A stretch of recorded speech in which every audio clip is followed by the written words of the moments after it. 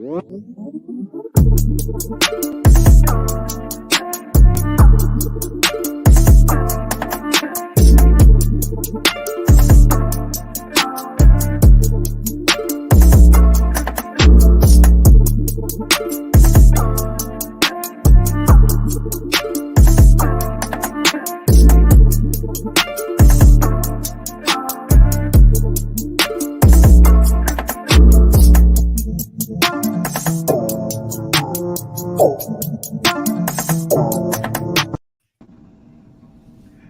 to the No Cap Sports Show podcast where sports and convos collide. I am your host, Fredo.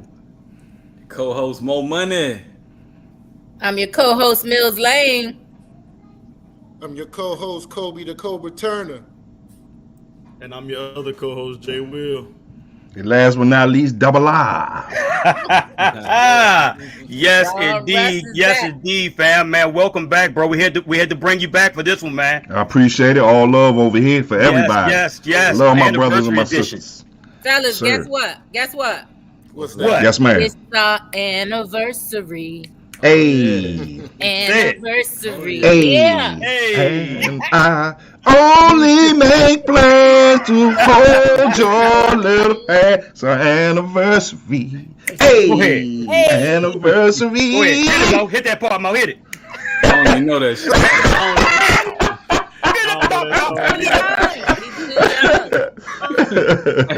I let Tony Tone sing that shit. Oh, man. What's up, no Morgan? Welcome, bro. Hey, if I get to singing, she gonna get out the move. Damn. Bet. What's up, Fredo? That's my cousin Fredo. Yeah, it's two Fredos. But what's up, John? What's up, Johnny Emerson? What it do, fam? Thanks for tuning in, man. Make sure you hit that like button when you come in, please. We appreciate it. We love you. What's up, Ebony? Hey, Ebony. Ebony L. So this is a big show for us tonight, y'all. Let's get into it. Who we got in the spot? We're bringing in the legend Ron Russ. I mean, Double R's in the come building. on, y'all far too kind. My man Preston. I mean, Ron What's Russ. up, Lo? I mean, come on, man. He is the original and the official Double R's. We know we got a lot of Double R's out there, but you are the official Double R, bro. Not well, damn, man. Since you saying it, man, it ain't no other. Not even my brother. I'm the only one. God damn, man. I don't even like toot my own horn. But fuck all that, man. Look, let's get this motherfucking Alexandra legend on here. Yeah, I said it. It is the No Cap Sports Show, right? That's right. God damn it. Let's go. Let's do it. What's up, Marcus? Without further ado, there he goes. What's up? What's good? What's homie. good, family? What's going on, man? Nothing much, man. How you doing today, bro? Welcome back. Just another day at the office, really. You know, just trying to get these kids ready for Saturday. We got a big game coming up against Jackson State, so What? it's gonna be it's gonna be a pretty good one. It's gonna be a big one. If y'all can make it down to Memphis, it's gonna be a hell of a game, hell of a show. Party starts on Thursday, though. Well, you know, Dang, y'all play games on Jackson State. TV I now, know y'all so play we that. good. I want to go to that. We can watch it on TV. Nah, not this one. No? What's up, Mo? Not this What's one. up? You What's gotta- up, you gotta John? be in What's up, person to Hope? see this one. Wow. What's Yeah, up, Ron? Let's do it. Damn. Want to pull up? If I ain't, damn. This Saturday? That's gonna be a good game. Hey, look. It's about a As much 11-mile drive. As much as I would love to, you know my situation. If I go, my ass divorced when I get back. Hey, Keith, Miss Beverly Lawson said, hey. Hey, tell her I said what's up. Hey, Jonathan, Miss Mama Lawson, Keith said, what's up? Fred, no, What's up, Miss Lawson? The whole week, this motherfucker talking about let's go on Saturday. Hey, you gonna pay for that alimony and that hospital? Which one? Let's do it in the morning. Hey, man. Hey Keith, welcome back to the show. I'm glad to be on when you were on before. I wasn't a member yet, but I'm a team member, and I just want to get started because I know you're in the office and I know you planning for your game on Saturday. But I want to take it back since our great host Fredo is a fan of the Washington Commanders. I don't know why. I want to remind people that you were special teams coach, I think, back in 2013 under Mike Shanahan. Correct? Go ahead, that right? Yeah, you got it. All right, so the team struggled then, and they still struggle now. So just get to it. Why? What is the root? What's the one problem that you think that organization I think I know has, this one. and why? I wouldn't say it's necessarily a problem. I think it's just a perception. You know, I mean, everybody want to sit there and blame the owner, but he's never taken a snap. So I mean, he's done everything that I think that an owner would want to do to put a good product on the field. But you know that you can't buy a team; you have to basically mold a team. So I think from that perspective, the reason why they're in the positions that they're in is only because they just haven't found the right chemistry yet to get the ball rolling and get it rolling consistently. So, and how come that's not an owner problem though? Because consistently, now let me just full disclosure, I'm a Cowboys fan, so you can go in later. However, you know what I'm saying? This is 15, 20 years that we still trying to put this chemistry. 25. Trying to put this chemistry together. So how come it's not at least partly the owner? Because he's done everything to try to put a winning product on the field, whether it's from free agency to head coach. And sometimes it might be the fact that he may get involved a little too much, but what owner is not going to want to be involved in something that they own? He bought the team for a reason. It's no different than Jerry Jones. It's no different, but he's very vocal. And Snyder is not a vocal person, but he has no shame in spending the money that he wants to spend. So I don't think him not taking a snap has anything to do with the product that they put on the field, because he's paid the money. He spent the money. He got a point. So you can't say that he has not spent the money to put the product on the field. Now, those products have not panned out, because if you go to Washington, they always feel like they can get the money and then they never get anything back from what they spent.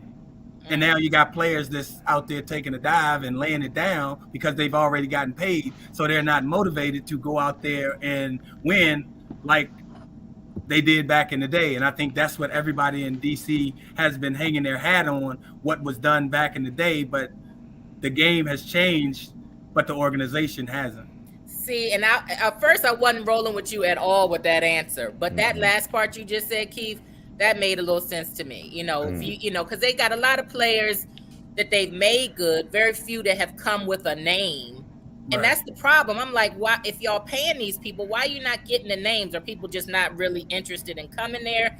But like I said, I was gonna push back, but I'm gonna let that ride. I understand that. I got you. You know, you might come back here and coach, wink, wink. So I'm just saying, you gonna play it safe. I ain't mad. Right. I ain't mad. We praying for that, for real. Yeah, I go wherever the Lord want me to be. That's right, That's what I'm brother. talking about. Yes, sir. There it is. Yes, sir. Yeah. So I got a question for you too, Keith. I'm going to take it back to the roots. So like an athlete like myself, growing up in Alexandria, we watched you when we were young, right? And you was like a real life superhero to us. Like you gave us story. Especially with that horse collar. Yes, sir. but like you gave us inspiration, and you gave us a vision of what we wanted to be and where we could go in our athletics. And I just want to know, who was your motivation? Who was that person that sparked you to become the great athlete that you became? Well, like I said, in middle school, my papa, wanted to coach, Thurston Howell, used to always take me to TC to see games. And the first guy that I always remember was Frank Sanders. I mean, a lot of people don't realize that he was like a great linebacker before I actually even got there, and he wore the number 48. And I used to see him, and I was like at awe, because I couldn't wait until I got the opportunity to play at TC. So I always looked up to him, but I loved, like, you know, the Giants linebackers from, you know, LT to Pepper Johnson, Carl Banks, Reasons, you know. So all of those guys were my my motivation to one day, you know, have aspirations of playing at the next level. I never had a blueprint though. You know, I didn't know what it took to actually get to the NFL, because I've never seen nobody come before me. So I was like, whatever I got to do, you know, I'm going to play on Sundays, but I didn't know how to do it. So I tried to map out a plan, you know, to do whatever it took. And I think God gave me the ability, so I was not going to waste it. So coming from Alexandria, like I said, you know, a lot of great athletes came before me, but I had the wherewithal to basically, you know, get away from some of the things that were in sight that a lot of people told me, oh, you don't need to be doing this, but they had a vested interest in me more before I had it in myself. So I was deterred from doing a lot of things that a lot of my friends were doing prior to leaving high school. So once I went away from college, I used to tell Ron Russ all the time, I said, I'm gonna play on Sundays, and he'd giggle and laugh. I used to tell believe it, Ron. I used to tell people all the time, I said, I'm going to be famous one day, but I didn't know how, but I just knew playing football was my passion, and I knew if I stuck with it, it was going to allow me to make changes not only in my life, my family's life, but the people around me. So I kept my circle small, and the friends that I have, I still have them to this day. And from that standpoint, I always tried to carry myself in a certain way, because I knew coming from Alexandria, I was not only doing it for myself, I was doing it for Alexandria too. So I always kept that in perspective and stayed humble about the process, and it ended up working out. Okay. Yeah. I mean, and you were a special athlete. I mean, you were a 3-4 sports star. So, when you're an elite athlete like that, how do you know which sport to say, okay, this is my golden ticket. This is what's going to get me to the promised land? Well, I like playing basketball, but I only played basketball because my best friend Spanky played. Sean Andrews, he actually played. Shout out to Spanky. I always hung with him, so that's the only reason I really played baseball. I mean basketball, but I loved baseball growing up. I played baseball all the way through high school until I got into an incident in high school. It was a fight. That's why TC no longer has the carpet. Was it on the carpet? I was about to say. Wow. Yeah. So I ended up, that basically ended my baseball career as far as that. But for football, I always had a passion. I started playing football when I was 7 years old. My best friend Ricky Billingsley, he asked me to, did I want to go play football? And they was, going to practice. And I was like, I had never played organized football a day in my life. So I went down there, joined the team. And I remember the first day, the coach was like, give me 5 laps around Court Kelly's softball field.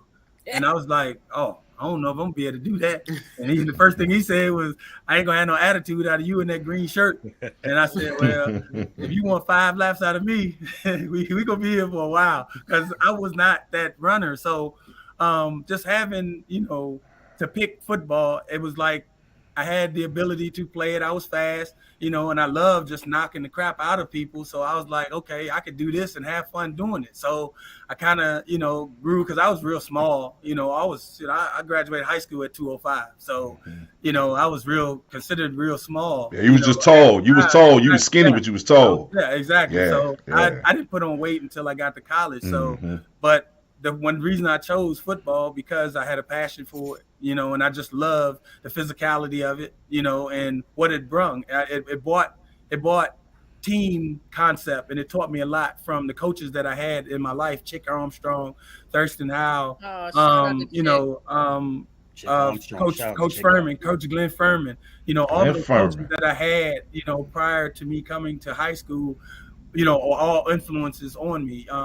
Henry Stansel, he actually coached me in middle school. So, and those are things, I took something from each one of those guys that I carry with me till this day, and that's just the way that my football career actually evolved. But I think my love for the game, allowed me to just select football. And I figured if I was going to play football, I was going to give it everything I had, and I wanted to be the best at it.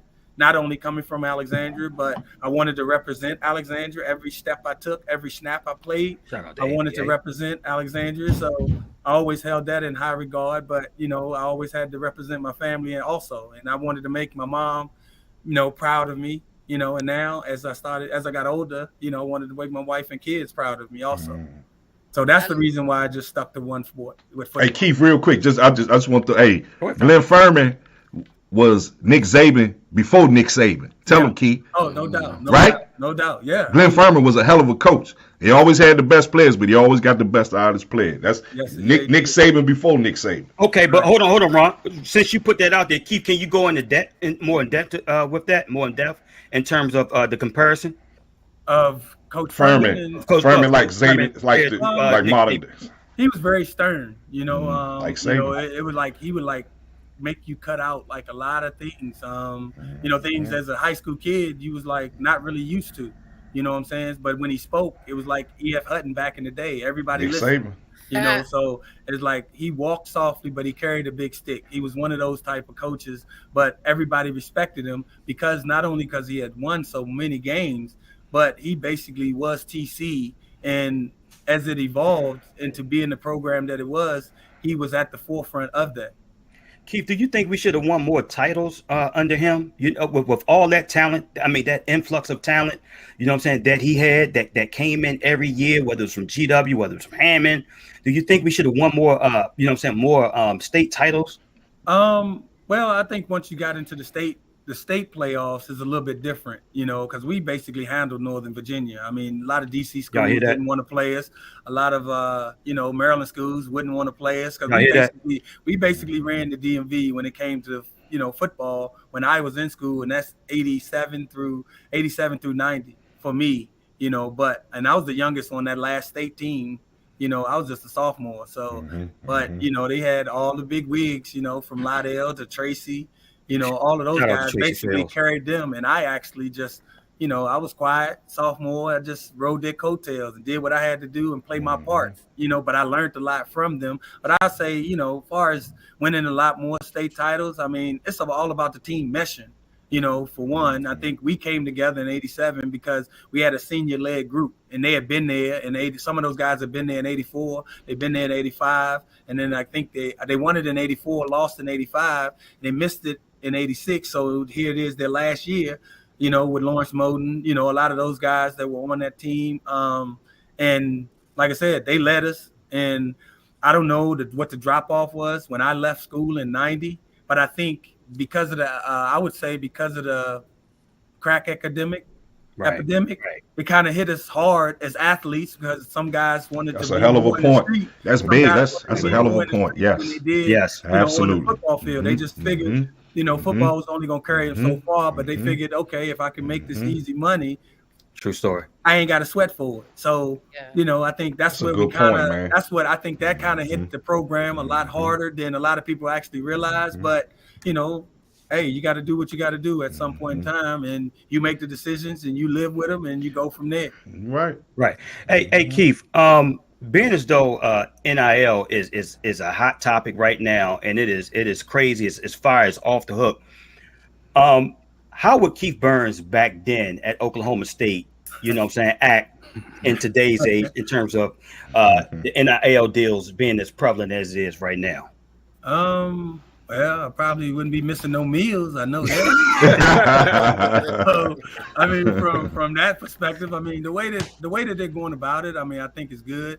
I mean, I think it's about time, that the kids get something, for their worth. I mean, because when I was in school, I mean, shoot, they had 44 jerseys all over the bookstore, but Keith Burns ain't never get a dime. But, what could I do about it? That was the school's property. And I think now that the kids actually have a voice and they can speak up and, they're willing to make change. I don't think a lot of people, when I was in college, wanted to make change. They didn't want to rock the boat, but, with the generation that we have now, people are willing to step out there, and not care about the backlash. So I think the NIL deal only opens up the floodgates for college football. So we'll see where it go. I think they're still going to try to get a control on it, but I think once it's out the box, it's going to be hard, to put it back, as far as that go. But I think the way I would have looked at it, I think I would have only gotten what was coming to me. I think I went out there and represented the school well. So to only, get, paid for that would have only been, okay. I wouldn't have looked at it any different, but I probably would have been able to do something more for my mom more sooner, or my sister or my brothers, more sooner than before I got to the NFL. So, hey, Keith, so with the transfer portal being as crazy as it is right now, with everybody transferring every year due to lack of playing time or NIL deals on the table, do you think the NCAA should institute some type of institute some type of restrictions in terms of when you can transfer, or like some type of period that you can transfer, and then there's a stopgap in between? Yeah, I would think so. I mean, you got to get at some point you have to get control of it because of the mere fact that you have guys jumping in the portal with no resources. They're not being actually educated. They just think they jump in the portal, they're automatically going to get picked up, and that's not the case. So, I think it does kids a disadvantage because it makes kids not want to compete. you know, a lot.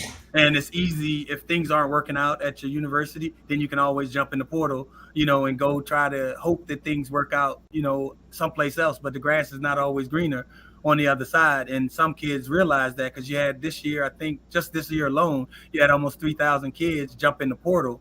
And less than half of that even get picked up. So now you got all of these kids hoping and wishing that somebody would want them to come play for them, but now they're not. So now they're not only losing out on the education, but the football aspect too, because once your clock starts running, now it's running. Right. COVID, I think COVID saved a couple of years on people, but in 2 more years that will be non-existent. So to jump in the portal just because you're running from competition or the situation has not worked out where you are, that's why I think you have to basically be very mindful of the schools that you pick to go to, because if it doesn't work out, the first thing you do is say, I'm gonna jump in the portal instead of sticking it out. There it is. I said that earlier. I got one for you, Keith. Having high-profile head coaches for HBCUs, you just so happened that this weekend, Eddie George versus Deion Sanders. Sorry, I was about to say Jackson, whoever that is. But anyway, how long before Tennessee State or Jackson State, with high-profile coaches getting more high-profile athletes, how long before you think they can legitimately give a Power 5 conference a run for their money? I would say years, probably. I would say probably 3. I would say 3 or 4 years. Wow. I think some kids, because I would say not only because I would say the quote unquote HBCU movement, because the HBCUs have been around for years. Right. But like me coming out of high school, I never got recruited by a HBCU, which is crazy. And we have like 6 in the state of Virginia, but But because of my caliber, the caliber athlete that I was, it's almost like they were intimidated to come and offer me a scholarship. But I would have loved to go to HBCU, but that's unfortunate. Coaches wouldn't even talk to me. I did actually have a conversation with the coach from Howard, which was Steve Wilson at the time. Yeah, Steve Wilson. He basically he played for Denver. He didn't think that I was actually good enough to play for Howard at the time. So that was my HBCU story. And I was like, okay, well, that's fine. I'll travel another avenue to actually get there. But it's always interesting, being at Tennessee State now, and going out there and recruiting. I would say, the football field, I tell these kids all the time, football field is only 100 yards. But if you take it and you put it in another university, it's still going to be 100 yards. So it's almost like everybody's pulling up to the club in the same bins. Now it's all about which one the kid wants to pick, but they're only going to pick the one that they feel comfortable being in, regardless whether it's a 5-speed or automatic or, something else. Well, every car is pretty much the same. That's now, can you go to that school, get a great education, and enjoy college playing football in the process? Right. So I would think that, every HBCU should throw their hat in the ring, because you'll never know. You have to build relationships with kids and these prospects and, show them that there is another way. And they get caught up on all games, like they need to be in a certain school to be put on TV. And I said, that's not the case anymore, because they broadcast pretty much every college game. So if you can play, they'll find you. That's how I look at it. That's true. It is. That's the exact thing I tell my student athletes. If you good, they gonna find you. You right about that. No question. Well, how come they ain't find me? Well, Well, how come they ain't find me, Wait, friend? that music just didn't quite. All right, go ahead, man. My bad, bro. hey Keith, so I want to put you on the spot real quick. So, being as though you play the linebacker position, you're somewhat of a subject matter expert. Who is your top 5 in the game right now? Your dogs, who you pulling up to the park with? The top 5 linebackers. Right now, I would say kid out of Indy, is good. Okay. Middle linebacker Yes. from Indy. I'm trying to think of his name. Darius Leonard. Darius Leonard. I like Good him. for HBCUs, I think, too. Went to South Carolina Went to State. South Carolina State. Actually, Yeah. my brother-in-law went to South Carolina State too. So, I would say the kid out of San Fran, Fred Warner. Okay. Fred Warner. I still like I like Bobby in Seattle. Bobby Warner. Yeah. Bobby, Yeah, I like him. They were LA. I would say Von Miller is just huge. I mean, I don't know. He's a defensive end / linebacker. Yeah. I always go to him. I actually coached him, so you know he's kind of one of my favorite players that's playing still today. And I would say who else is out there? I would say the kid out of Tampa. Okay. Oh, yeah, Devin White. Yes, Devin White. Devin White, a monster. Yeah. Oh yeah. Hey, Keith, the reason why he asked you that because he hoping you was gonna say that sucker ass Michael Parsons, but you know what I'm saying. That's why. Hey, Keith, that's why he asked you. I keep telling him, Keith, it's 1 year, but it's 1 year. It's one. Cause see, if he don't come back and repeat this year, then I try. Hey, Millie Vanilli. Hey, Keith, he just I see mad. you, Jay Will. I see you, Jay Will over there. Since LeVar Arrington. You right about that. And look, he was overrated because you know he never beat Dallas, right? Yeah. Wow, He never beat them one time. That's crazy. And the year we swept Dallas, Greg Williams sat him. Remember, they benched him. He did. And the year we swept, he didn't play in either one of the games. When he stayed there all those years and he never beat Dallas. Wow. He never beat Dallas. That's when they beat us like 13 hot. They beat us like 13, 14 straight. But the kid, Michael Parsons, he's good. I mean, no, without a question, he's good. But he did set the bar high because He sure did. He has to only play at that level. If he plays at any other level lower than that, everybody's going to be down on him. That's it. So he did set the bar high, but He did. Javon Curse set the bar high too. And He lived sure up to did. it year in, year out. So That's a good point. He could be just another Javon Curse. Yep. Because he definitely can play. So I'm sorry you didn't want to hear that, but yeah. They did not want to hear that. They didn't want to hear that. Yeah. He's a dude, though. He's a dude. No, he's a dog last year. He's a dog last year. No question. Yeah, that's real. That's real. But you got to think, though, too. It's easy to sneak up on somebody. Right? That's true. So now they know he's coming. Now they know It he's coming. is. That's a good point, Keith. So he might not get a lot of those one-on-ones that he got last year. He's not. Coordinators get paid for a reason. Exactly. That's right. Exactly. So Man, Fred, stop that. He's Offensive coordinators get paid for a reason. Jay He's Will. still gonna terrorize y'all, man. Stop it. They probably are. Hey, we ain't even worried about it. Carson Wentz hit footsteps, so he ain't got to come. Right. It don't bother me. I ain't a fan no more, so it don't bother me. I don't get him up this shit. I probably bet Dallas that day, so shit. I don't give shit. They not loyal like we are, Jay Will. I'm shit. They not loyal. Wow. Listen. Big homie, I just want you to talk to Mo for a second. So we've been having this debate back and forth for weeks now.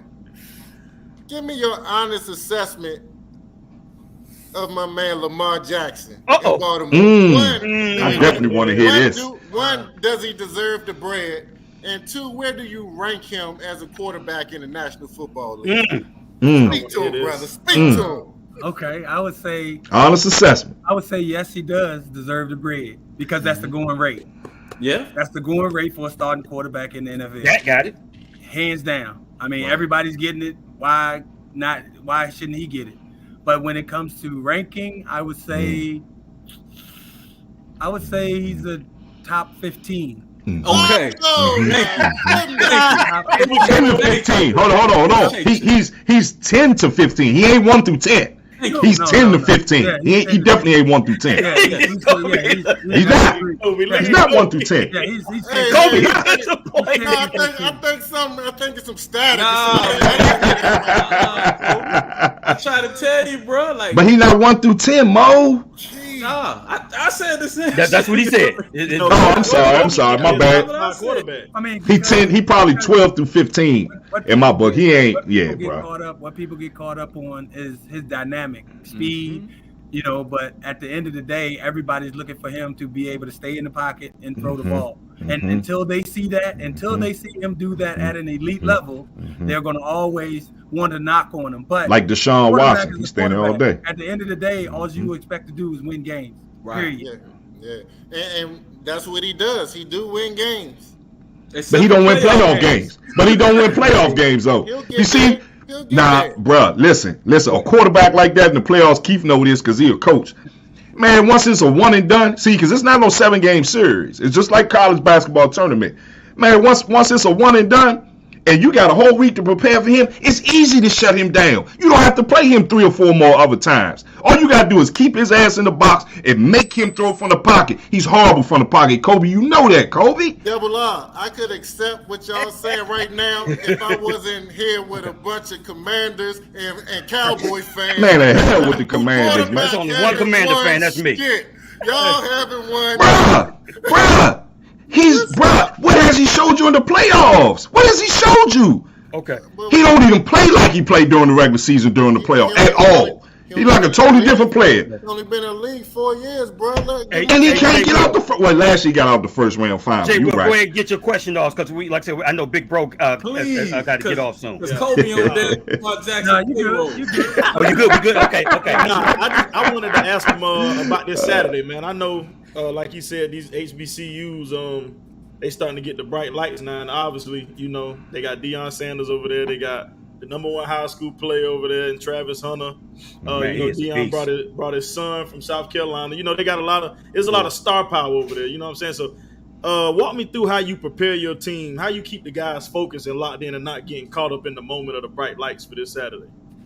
No, I mean, you treat every game as different. You know, because we played Eastern Washington, we lost by 7 last weekend. I mean, Jackson State ain't gonna care about what we did, you know, on the road. So this is a big game. I mean, and they always say, you know, big time players show up in big time games. It is. And most of the guys I know at Jackson State and I know here at Tennessee State want to be big time players. Right. And the game doesn't get much bigger than this, you know, and this has been a rival for a long time, and it has nothing to do with the head coaches. Yes, they are the marquee names, but the kids still have to go out there and play. So what we have to do is put our best foot forward, you know, going out there and respecting Jackson State for what they're doing and what they're doing there, because it only shines lights on the HBCU. So we're always pushing it from that perspective. But here at Tennessee State, we're doing the exact same thing. And I think every HBCU is trying to do the same thing. So when you have 2 big time programs going head to head in a marquee game like the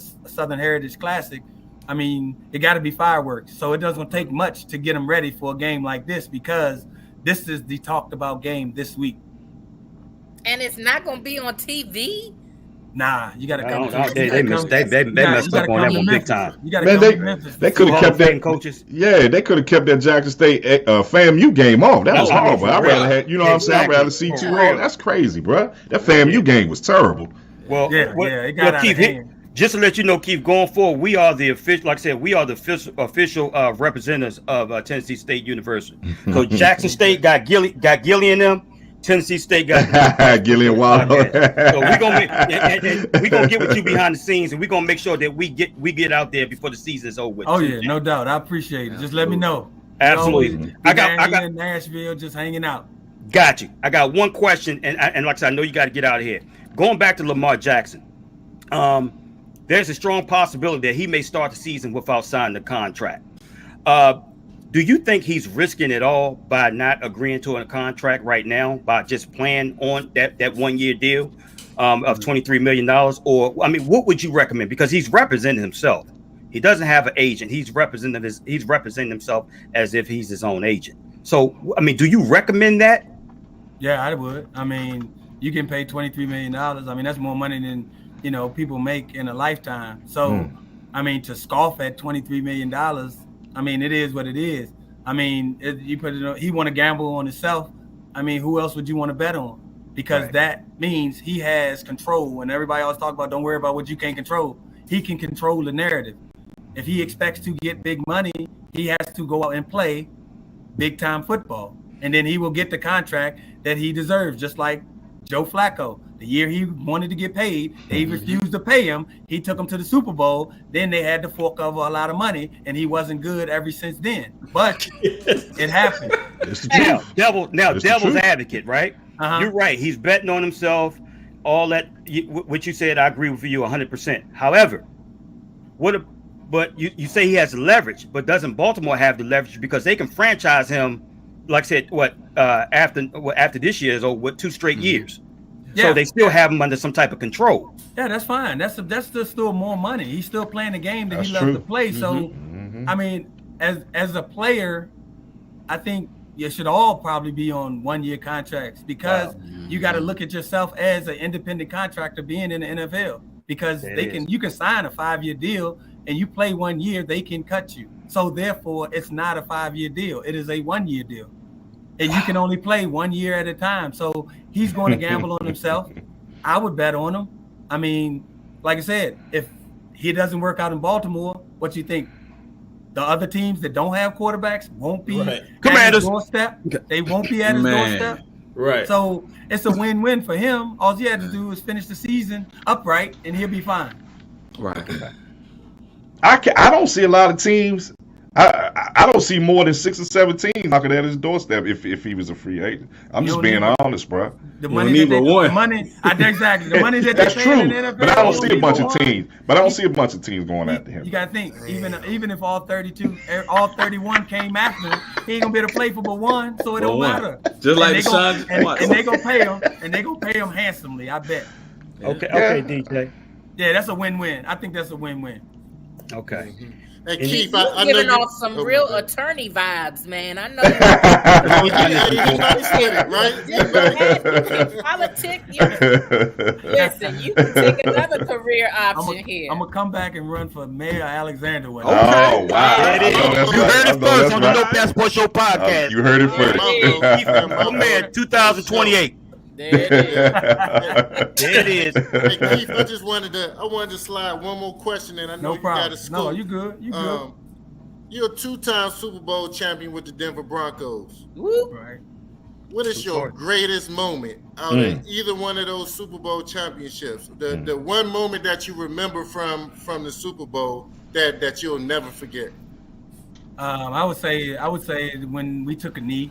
When John Elway and then went into victory formation, we took a knee and we finally knew that Denver had won the first Super Bowl and me winning my first Super Bowl. And like I said, I think I told him this last year when I got on the show, it was one of those moments that I've dreamed about as a kid all my life.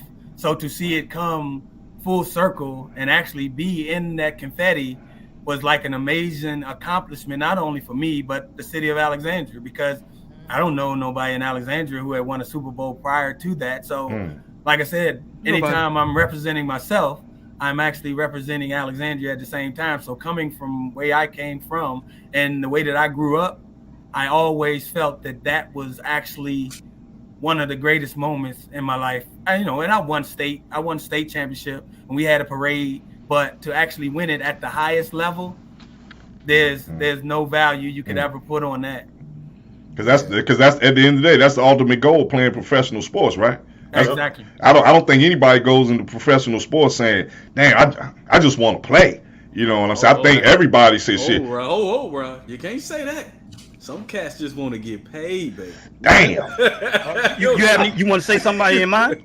But you want to say somebody in mind? But you gotta always think. We ain't sponsored yet. I ain't calling nobody out. That's my man. That boy smart. That boy good. That boy good. That boy good. Good and terrible. No.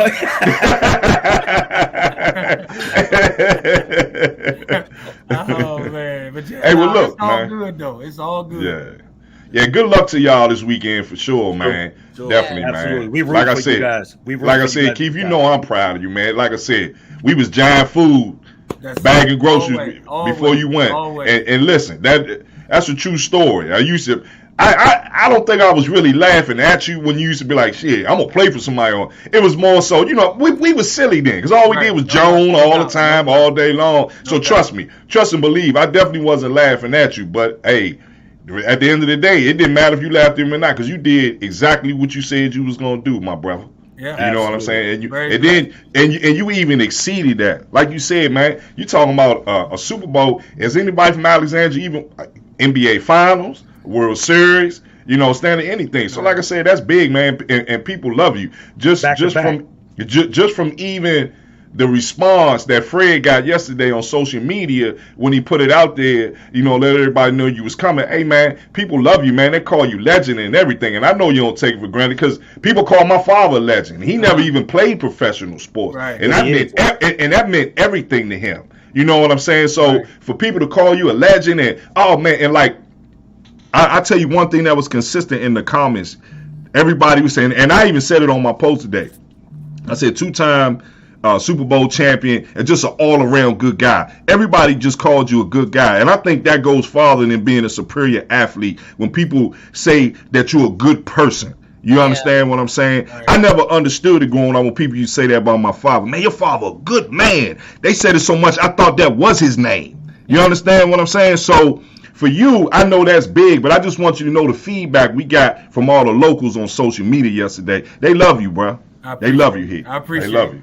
And what's touching to me that you said is that, you know, 5 of us on this podcast are from Alexandria. And the fact that you ride for Alexandria, I think we all do. And we all have that hope that one day we will be something out of this stratosphere. That's but right. we won't remember that we come from a small town. Yes, it's 5 minutes from DC, but we are wherever, you know, Del Ray, West Side, wherever, South Side, all that. Alexandria, you know, small town, but that love that you have, I got a lot of respect for you because I agree with you. You know, straight out of changed Del a Ray. lot.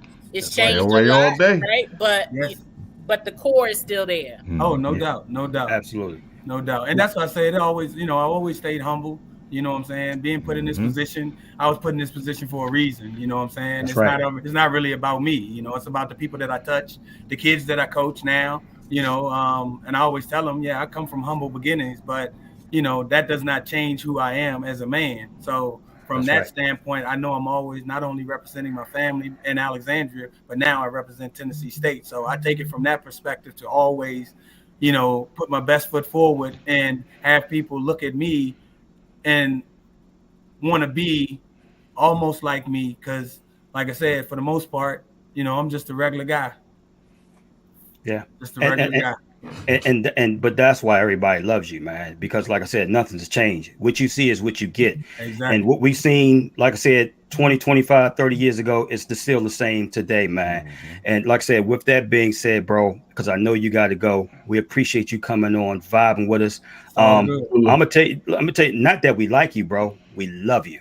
I appreciate we love you, man. We love you, man. And for you to take time out your busy schedule to come on and vibe with us on our 1-year anniversary, and then and bring a surprise guest. Unfortunately, to all the viewers and listeners, hey, it may not happen today. It's okay. It'll happen another time. You know, it just didn't quite connect the way it is. So my apologies for that. But Big Bro came through like he always did, big time. So that's a communication issue on my part. I'm charging to my heart.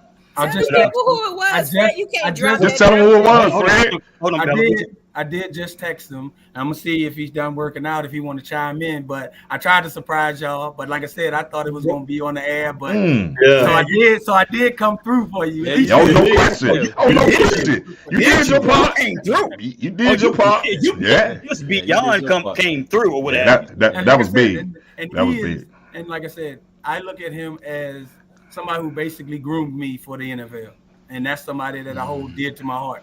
And I tell people all the time, that's one of my best friends in the whole wide world. And the reason I say that, because he saw me grow up from a young man to a grown man, you know, from that aspect. And I've learned so much from him, not only from the nutrition aspect, the lifestyle aspect, just, you know, knowing how to take care of your body. He showed me the way, you know, and that's why I guess we are the friends that we are, you know what I'm saying? And to have a friend like that, I have my high school friends and, you know, childhood friends that I grew up, but I still keep dear to my heart, you know what I'm saying? But as far as a professional friend, I only have like a handful of those guys, but he is definitely top of the list. And, you know, I've got Rod Smith and a lot of guys that I played on that Super Bowl team with. I still stay in touch with those guys. But I hold him in a higher atmosphere because of what he's meant to me, and not only being in my life, but in my family's life. You know what, Keith? I didn't, like I said, obviously I knew you guys. Obviously you guys were teammates. What shocked me was I think I was looking at Undisputed probably 3-4 years ago or what have you, and he was talking to Skip, and he's like, yeah, I only have 2 best friends. He was like, Keith Burns and Rod Smith, and I was like, no, he did not just say Keith Burns. I mean, I just went crazy because that's something that I never knew. I saw you at the barbershop a couple of times with Rod, but I did not know. But when he put that out there, I was like, oh my gosh, that's what's up, man. Yeah. And what you see out of Shannon is what you get. Saying, who are they talking about? And if y'all don't say this man, listen, yeah, exactly. Listen, man, this good brother has Shannon Sharp on force. Yeah. Well, guess what? We got to talk to Shannon. Y'all did. So we got to talk to him, and I told him who the GOAT is. But anyway, it was Shannon Sharp, man. It was Shannon Sharp. If I see him pop up, I'm gonna flip out this chair. Like I said, if you guys see another person pop up, just bring him on in, effective immediately. Immediately. Like I said, I didn't know he was working out, but I told him to get in, but like I said, but I did promise Fred that I would get him on, and I tried to surprise him today. No, you did. You did. You didn't try, bro. You did. You did. You did. Oh yeah. And like I said, man, all of that is his word. What's up? Hey Keith, let me ask you this, just to switch gears a little bit. What's your thoughts on not just the whole Deshaun Watson situation, but the fact that he got 6 games? And then Goodell, as usual, every time ESPN puts the pressure on him, he always gotta feel like he gotta uphold to that. What do you like? Like I said, he had 6 games in the beginning, and then Goodell went back and reassessed it, and then because we all thought he was gonna get a whole year. Do you think he should have got a whole year instead of 11 games? And if he did get 11, why do you think he only got 11? And instead of the whole year, did it have anything to do with money? Because Deshaun Watson gonna bring money wherever he goes. I don't think it had anything to do with money. I mean, because I think he already did a year. That's true. That out last year. Wow, that's true. So very true. Now you're talking about 2 years. 2 years. That's true. So, but because he had the contract, that's a whole different deal. But to go from 6 to 11, that's a knee-jerk reaction. Because you dealt out the punishment. Why couldn't you gave him 11 the first time? Then you could have reduced it maybe to 6. But to give out 6 and then go to 11, that's because of the outcry. Well, I think the arbitrator gave him 6, right? Or the judge, whoever it was. Yeah. You said who gave him 6? The arbitrator. The judge, right? That's Sue Robinson. Right. And then basically NFL just appealed it, which is the NFL is Goodell. So I don't think they appealed it. Well, not appeal, but it was a settlement agreement between the NFL and the NFLPA. Right. Yeah. You talking about for the 11 games? Yeah, it was a settlement agreement. Oh wow. So they agreed to that. Yeah. And that's what I said. You had already handed him out 6. And it's not like it went to trial. You know what I'm saying? So exactly. That's different.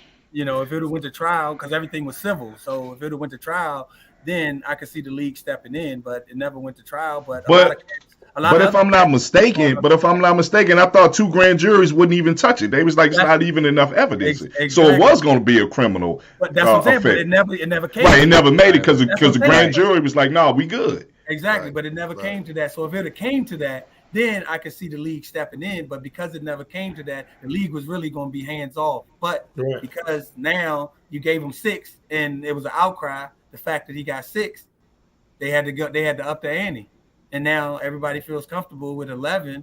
And I don't know if everybody. It's a lot of women out here that hate his ass, so I don't know about everybody's comfortable with that. And like I said, let me say this too, Camilla, and I'm actually glad that y'all had me on tonight. Absolutely. And Camilla, you know where I'm going with this. As soon as I say this, I just felt like when all this happened. I just felt like the ESPN producers, like pre-production, like when the females come on, because if you notice during this whole situation, a lot of more female reporters reporting on it, and as well as I do, Camilla, the producers probably doing pre-production, talk about it emotionally, really act like. Am I lying? Am I lying? Do producers not do that, Camilla? Yes, but They probably told all them women, talk with your feelings, talk with your emotions, let people know how you like really like stand up for women. And that's the part I did not like. Kimberly Martin, Molly Curran.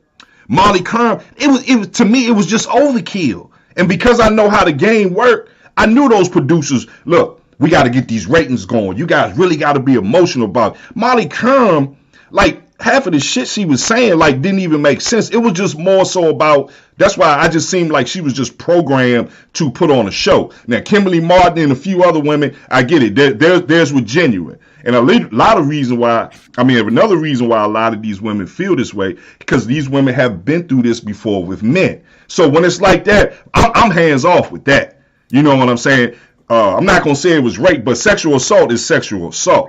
So I'm not saying everybody was programmed, because some of them women probably been through that shit.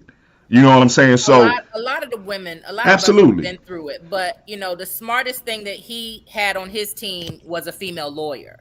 And that's a lot to shut down a lot of stuff. It's like, well, how can you as a female attorney, you know, represent somebody that's a creep? And my fellas on here know I'm like, creep will do what a creep does. But I'm hoping throughout all of them, look, I'm black. I got a whole joke about black women and sexual harassment. We deal with it differently. First, I'd be like, boy, if you don't get out my face. And the last thing is, look, I will fuck you up, right? Like, we deal a little differently. I feel you. I feel you. You know, I think that was a smart move on his team's part. But at the same time, like I said, the fellas on here knew. What I'm hoping out of this suspension and the money that he'll have to pay out civilly in these lawsuits is that he gets some therapy, because it's coming off like he doesn't understand that what he was doing is wrong. Now, again, behind closed doors, whatever, you know, and there are women out here that are doing, you know, gold digger stuff, you know, gold digger adjacent. And then there's sexual assault and real trauma here. So I'm hoping that he deals with whatever trauma. Yeah, that's right. Big Bev said that's my daughter. I know that's right. What's up, Ms. Lawson? Some help, because legitimately he does not seem like he understands, because he should have just been quiet, you know. Whatever you're doing. And again, from a female perspective, I'm biased. There are a lot of us out here that have dealt with it. Again, I'll say to the sky is green that Black women, sometimes we deal with it on a regular basis. So we deal with it a little bit differently than some other women.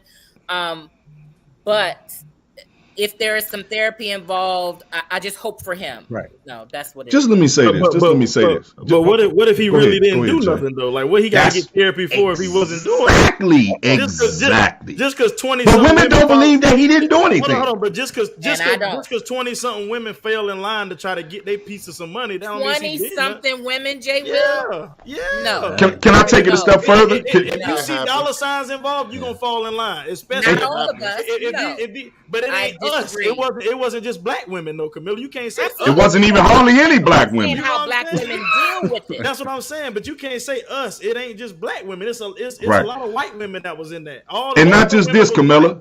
Hey, Camilla, let me ask you this. Matter of fact, let me ask the whole panel this.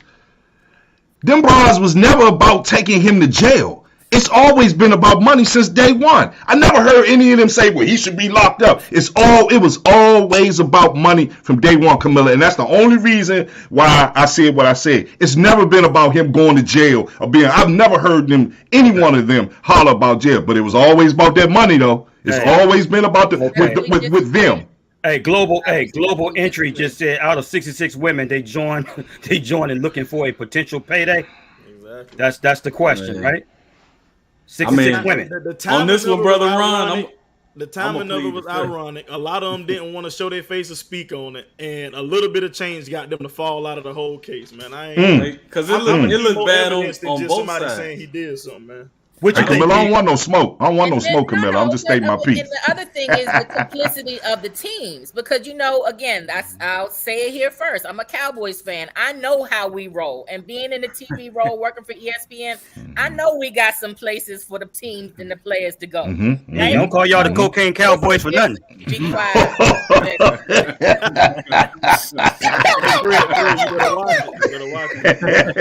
Fred on one. That wine kicking in. I know he ain't talking about cocaine. Y'all had a whole crackhead playing defensive end.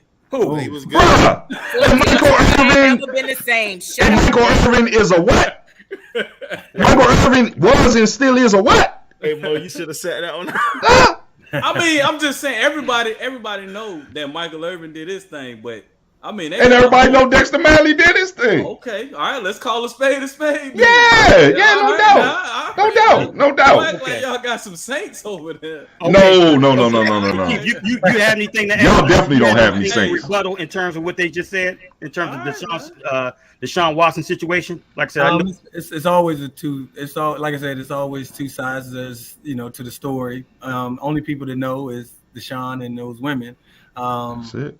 But being a high profile athlete at the same time, it's a tough spot, but to put yourself in that situation with, regardless of how many women it was, one would have been too many, but, for it to get to where That's it got true. to, I think was, I think a lack of judgment on his part, but, at the end of the day, he has to answer to the man upstairs. So, that's how I think it's a problem, Keith, because exactly. Again, we all grew up around sports or sports adjacent. Y'all know, and I'm the only female on here, I know how females act. Shoot, sometimes I gotta look twice sometimes, but I don't act on it. And I'm gonna say that I don't act on it. You know what I'm saying?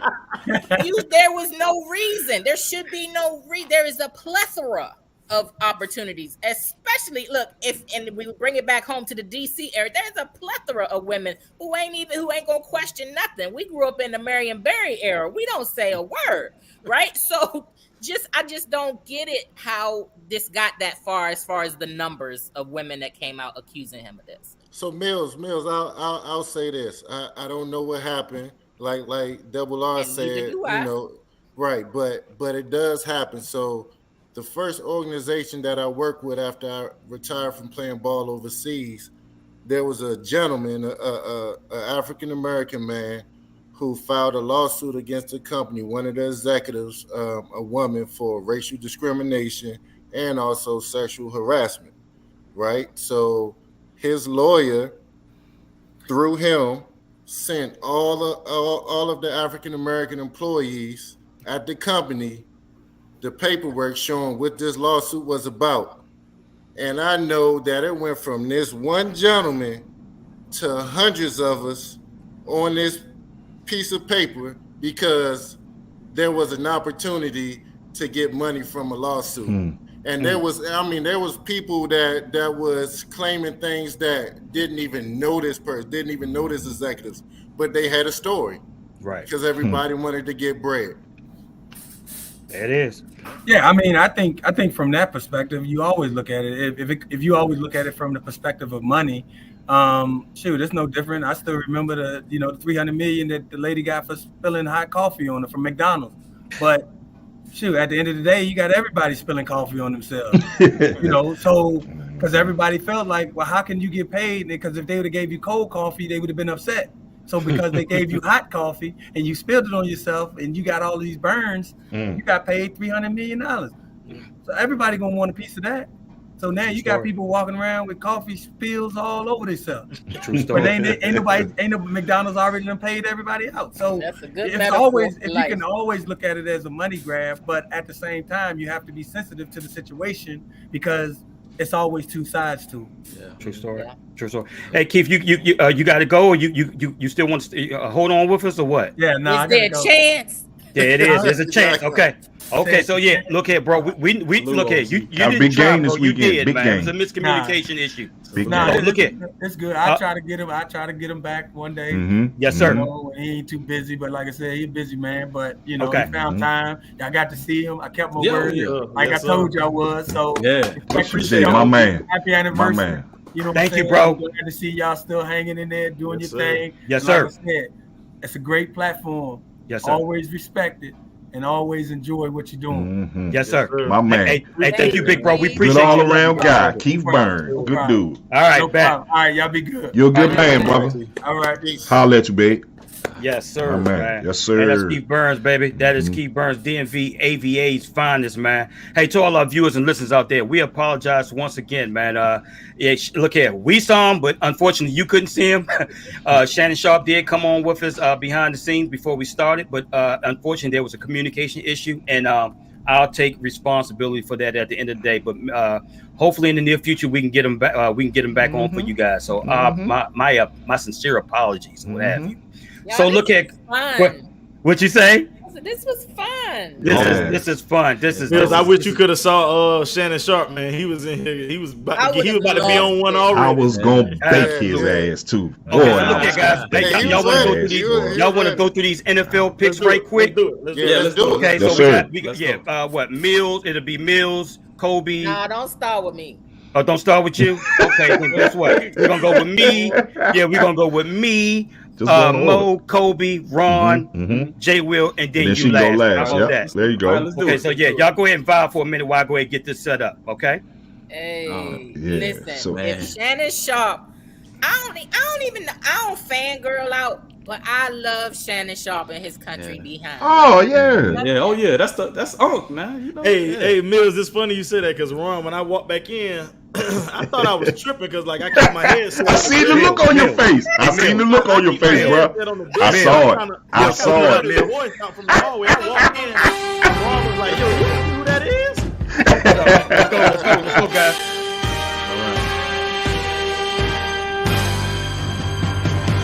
I want to turn the music down. Okay, Bills, Rams. I'm going with the Rams. Rams. I'm going with the Bills, man. Oh, Bills all day. I'm gonna go with the Bills too. Okay. All right, Eagles, Lions, guys. Eagles. I am going with the Eagles. Eagles. Lions. You just want Okay, 49ers at Bears. I am going with the 49ers. 49ers. Bears. Niners. Steelers at Bengals. I am going with the Bengals. Steelers. Bengals. Steelers. Shout out to T. Higgins. Yo, Patriots at Dolphins. Sorry, Patriots. I'm going with the Dolphins. Shout out to Tua. Patriots. Perfect. All right, Colts at Texas. I am going with the Colts. Colts. Colts. Colts for sure. Colts.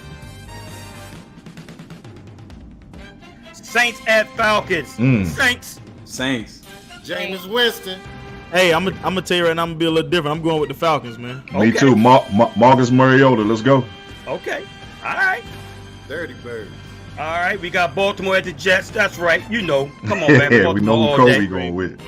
The Ravens, man. Come on. The Jets. Yeah, man. Well, the Raven nevermore. You already know. Ravens. Yeah, definitely Ravens. I ain't by tripping off Joe Jaguars at- Flacco. You already know. Man, come on. The Make this up. Jaguars. Yeah, gonna The Jaguars. Jaguars. The Jaguars. Jaguars. Trevor Lawrence coming to town and beat. Yes, he is. Yes, he is. Lights Jaguars. out. Go ahead with that I don't foolishness, even man. want to pick that game. Howard University. Packers at Vikings. I am going with the Vikings. I'm going with the Vikings as well. Me too.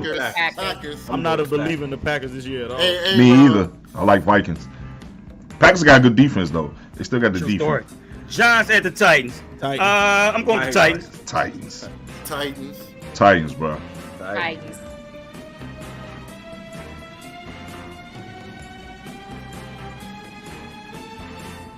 Las Vegas Raiders at Chargers. Man, I'm going with the Chargers, man. Game of the week. I got the Chargers, man. Love Raiders. The Raiders. The Chargers at home. It's outside. Raiders. Chiefs at the Cardinals. Come on, man. The Cardinals, Pat Mahomes all day. My homeboy. My homeboy. Arizona. I got the Cardinals. The Cardinals by 14 plus. That's a toss. Mahomes' worst season of his career. All right, guys. The Bucks at the Cowboys. Tampa Bay. That's Cowboys. easy. Man, I'm gonna go with the Cowboys. That's why we know you up. That's easy. This game, this is an easy pick. This Buccaneers all the way. Red funny as all. Broncos at That's Seattle. easy. Broncos. The Broncos by 4 touchdowns. Oh yeah. Damn. It ain't gonna be close. It's gonna be Wow. Guys. It's gonna be a massacre. Damn. Yeah. They said they gonna be close. Wow. Oh man, sure. Okay, well there are our picks for the week. For the week, guys. So look here, man. We are celebrating our 1-year anniversary, man. I just wanted to ask you guys, give me some of your favorite moments, man. Starting with Double Law. And before we begin, I know it's something you want to get off your chest, homeboy. Go ahead. You know what? I mean, I'm kind of glad we got the audience we got this evening. It's not even really about off my chest. Like I said, some things were said out in public about why I left the show, or whatever. Just let me let you understand this. If there's anybody out here that's listening, or anybody on this panel that ain't never had a squawk or some type of disagreement with their brothers and sisters, please let me know. And then if you have, speak up or type say, yeah. I mean, if you haven't, say I've never had any type of squabble with my brother or sister. Has anybody on this panel never had that before? So that's all it was with me and my brothers who I love. Those are my brothers, Fred, Mo, and Jay Will. And I love Ebony too. That's I ain't gonna say she's my sis. I can't say that. Y'all that's my friend, but those are my brothers. You understand what I'm saying? Right. So brothers go through things. They go through things. True story. And if you ain't ever been through nothing then with your sibling, then I need the blueprint for that. But I still love my brothers. I support my brothers. And the first and foremost, I want to see my brothers win. Because if they win, I know I was a part of that. It's not going to be, oh, man, can I get in there? Nah. That's why you're here right now, bro. You see what I'm saying? Those are my brothers. Like Jay Will and Mo, I know them from a hole in the wall. I didn't even know how this thing was going to take off. You understand what I'm saying? They came to me and was like, hey, man, you want to be a part of the show? I was a little reluctant. Everybody know how Fred is. Fred will damn near make you do something. He makes shit sound so good. He'd be like, nah, come on, bro. You can't, man. You good, man. You good. You know what I'm saying? So, and as far as Mo and Jay Will, like, I took to them brothers. Like, I always say down south brothers are cooler than city boys. I've always said that. Because I know I've been down south. I've been in the Midwest, and I know city. Country boys are just what they are. They country boys. They don't go into character on anything. You see what I'm saying? And that's what made me. That's what gravitated me to you guys. You know what I'm saying? So we ain't gonna get into a big squabble about it. I just want people to know, just to clear the air, those are my brothers. I was going through some things personally with myself, as far as, like, you know what I'm saying, my dad. So when I left the show, my dad died 3 weeks later. And I saw that. I knew that was coming. And I knew I wasn't going to be able to keep doing this show on Wednesday night. Because I was just, like I said, my brothers and Ebony they know what I was going through until, like, I was moody. I was edgy all the time. Because, like I said, I was just going through some shit. You know what I'm saying? I was going through life. But it ain't no squabbles. It ain't no problems. I still love my brothers. I got love for Kobe. Definitely got love for Camilla. So, and that's why I'm here tonight. And I just want to say it was an honor. And I appreciate you asking me to come back on. I appreciate that. Y'all my brothers. Okay, well, it was too easy to bring you back on, man. I mean, like I said, bro, we not we don't have a 5 million followers or what have you. At least not yet, bro. But let me tell you something, man. You've been a big part, man, a huge presence into what we're bringing it to the forefront right now, bro. So I mean, that was just too easy to ask you to be a part of it, man. Because and it was my pleasure. It's my pleasure, bro. Absolutely, it was my pleasure. I watch every Wednesday, and if I don't, I always go to YouTube Thursday morning. It ain't nothing changed. That is, ain't nothing listen, changed. Viewers, he said if you miss the night show, if you miss any show, you always go to YouTube and go ahead and follow up on Spotify or wherever you get your podcast. There it is, right there. So look here, man. Before we end the show tonight, man, I need to know from you guys, man, what is your like I said, the most funniest segment of the show? That's too easy. When you kill Jim Brown, that shit. I was about to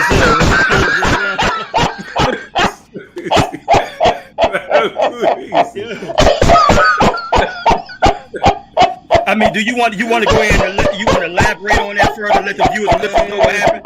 Hey, they know what it is. They watch that shit. The reason why I can't stop laughing because that night when he said it, I remember I was like, "Wait, Jim Brown dead?" Jim Brown died. Jim Brown died. not dead. What was the question? What was the question? Was give one athlete who inspired you that's dead, but when they were living, and you was like, oh man, that's easy for me, Jim Brown, man. And we was like, to all the viewers and listeners out there, I could have sworn Jim Brown was dead. I did not know. I apologize to Jim Brown and the Brown family. My apologies. I thought he passed away a long time ago. I did not know he was still living. Fred came in with his info like he had done looked the shit up. Like he saw his death date and all. Like, yeah, man, that's easy. Oh. My funniest were two. Once you said Marcus Camby played for Temple. Oh, I was thinking like, who said that? But I said that. I meant to say Massachusetts, man. I don't know what I was thinking. And wow, and the other you think my one mom was making? When you was out of town and you had technical difficulties and your screen froze. And I couldn't stop laughing. I don't even know, Fred, if you knew I was laughing at you. Oh, because you jumped back in and was like, yeah, what I said was. Okay, one of my favorite moments was I don't know who he was interviewing. I think we had it was I don't know if it was DeMar Johnson, and Camilla was just laughing. She just had straight giggles. Like she had about 15 brownies. I don't know what was. Damn. It was me laughing at you, so you ain't even know. So it was me. You was froze like. You always freeze in a weird moment, and it I just couldn't control it. So nobody got any funny moments outside of me, right? No, it really. I mean, it really. You gotta say you gotta put Mike Horton in the top 5. I text Fred the next morning. I'm back. Michael Horton.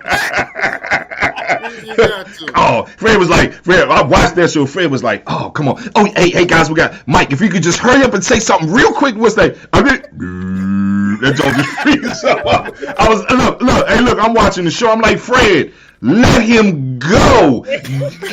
Go on, Mike. He'll come back next week, Fred. Oh man, you guys are absolutely right, man. Oh man. I think one of my funniest moments was when Fred and Ron was arguing about Washington. Oh man, Ron called well, y'all got a good memory, boy. He said what? He called me delusional fan. Remember he called you delusional? He called me delusional. He screamed on. I said, well, look, but you remember what I hit him with, right? I said, just because you scream don't make you right. You sure You did. can yell all you want. That don't make you right because you talk over me. That's that savvy stuff right there, man. I ain't really had no funny moments. Hey, thank you, Nick. Huh? No, I was going. I was talking to a viewer out there. Go ahead. No, I didn't really have any funny moments. I just thought some of the shows were great. You know what I'm saying? I think, obviously we had some shows that were better than others, like when we really vibed out. When we went to Courtney's joint, what was the club we went to? Even though it was just me, you, and Ebony, yes. But that was still a good show because it was something different. It was our first time venturing outside of our homes. We were in a public setting, and the vibe was cool. I thought that was a great show. I thought that was a good show with J Dubs, man. What was the Coach Cy? Yes, Coach Cy and Harlan. Yeah. I actually thought both of those were good shows. Hey, while we speaking on my dog, man, I got to give him his props, man. This past weekend, I was just in Charleston. He just got inducted into the Charleston Southern Hall of Fame, man. So I got to give him. That's what's up. That's what's up. That's what's up. He seemed like a good dude anyway. Hey, and something I didn't even know. The only player in Big South history with over 1,800 points and 500 assists. Only person in history. Yeah. Damn. Well deserved. Long overdue. And the only person to do all that and still be wrong about Russell Westbrook. I ain't forgot about that shit. I did not forget. I keep receipts. Yeah, it is. Right. Sit receipts. Yeah. Well, look here, guys. You guys have any final thoughts before I go ahead and say what I need to say in closing? Oh no, man! This was hey man, like everybody know up here, this was a great show, man. I thoroughly enjoyed this one. Couldn't ask for much more, man. On the 1-year anniversary, Shannon Sharp and pre-production, great show, man. You couldn't ask for more. What you got, Mills? It's just a great show. Next Tuesday, I'm back on the air on my podcast, Just Being Honest with Mills Lane. Mm-hmm. I got the Loudoun County Commonwealth's attorney on my show. Her name is Buddha Bibaraj. Okay, what time that start, honey? Bring some heat. 7 p.m. next Tuesday. 7 p.m. next Tuesday. Catch it. Just being honest with Mills Lane on Instagram Live. Instagram Live. What you got, Cole? Great show tonight, family. Salute to the big bro, Keith Burns, for coming on the show and holding it down. And also special shout out to Shannon Shaw for taking the time out of his busy schedule to at least chop it up with us for a few minutes. So that's for sure. Yeah, absolutely. I just want to say I love my brothers, man. That's it. Love you back. I'm gonna put that out there for the last time. Think what you want, believe what the fuck you want. I love my brothers. Period. And that's all. That's all I got. Yeah. What you got, Uncle Mo? Man, great show, team, man. But real talk, fans, we need y'all to share, like, subscribe this there thing. You go. Run it up. You know what I'm saying? Hey, we like giving y'all great content. We like to get paid for this shit. So go ahead, like and subscribe and run them numbers up. You know there it is. There it is. You heard what my man said. Run them numbers up. Share, subscribe. That's real shit, though. That's real shit. Yeah, get it out there in the atmosphere. It's funny, but it's real. Absolutely, man. I want to say this, man. I appreciate that. Exactly. There it is. Subscribe to the No Cap Sports Show podcast. You can go to our YouTube channel, subscribe to the No Cap Sports Show podcast. Go ahead and hit that notification bell so you can receive all future notifications of upcoming shows. We appreciate you.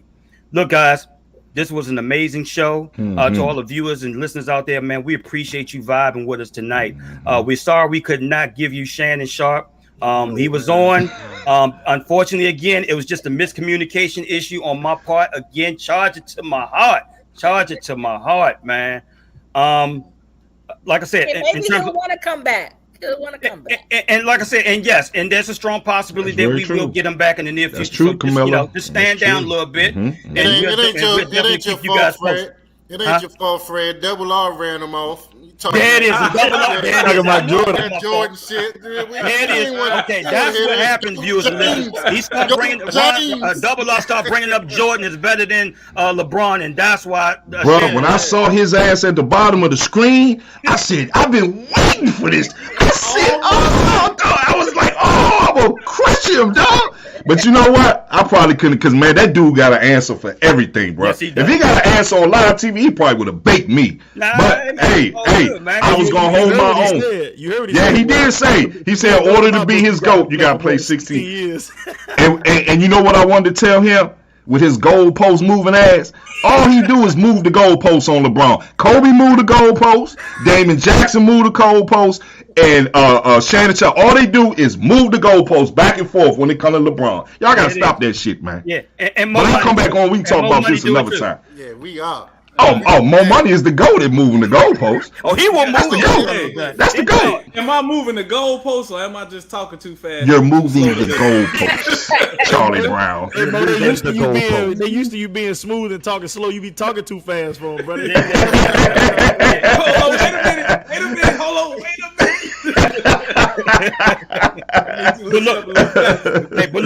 But look, Ron. Like I said, man. 1 year anniversary, man. Like I said, it was a no-brainer to bring you back, bro. You know, you family here. You pull up on us any damn all day time. long. Shout out to Ebony Lofton. She doing her thing. Vote for, like I said, vote for Ebony Lofton. Mayor of Dumfries, man. I know. I know election time is coming up and stuff like that. Shout out to Kiyama. Hey, baby, without you, like I said, and Ebony, and like I said, and Ron, this podcast wouldn't be where it's be. But shout out to the newbies on here, man. Absolutely. Mills doing Lane a great job. Kobe Turner, man. We love all they doing a great job. Good job, Kobe. You, man. The energy and everything that you I ain't bring even know to this Kobe had it podcast, in him. I ain't gonna lie. I ain't know Kobe had it in him. Kobe brings it. Yeah, he do. Yeah. Real talk, though. Yeah. I ain't know Kobe knew shit about tennis. There it is. Former All-American. And speaking of, I think that kid from Hyattsville playing tonight. Yeah, he won already. He won already. Yes, he won. Tiafo from Silver Springs. So Look at him. Shout out to y'all for Hyattsville Finals, baby. Absolutely. That could have been you, Kobe. Could have been. Basketball. Biggest regret. Right, to all the viewers and listeners out there, like I said, man, we appreciate you once again. Hey, we'll see you same time, same bat station next Wednesday night at 8 p.m. Eastern Standard Time. Much love and peace to you. Peace.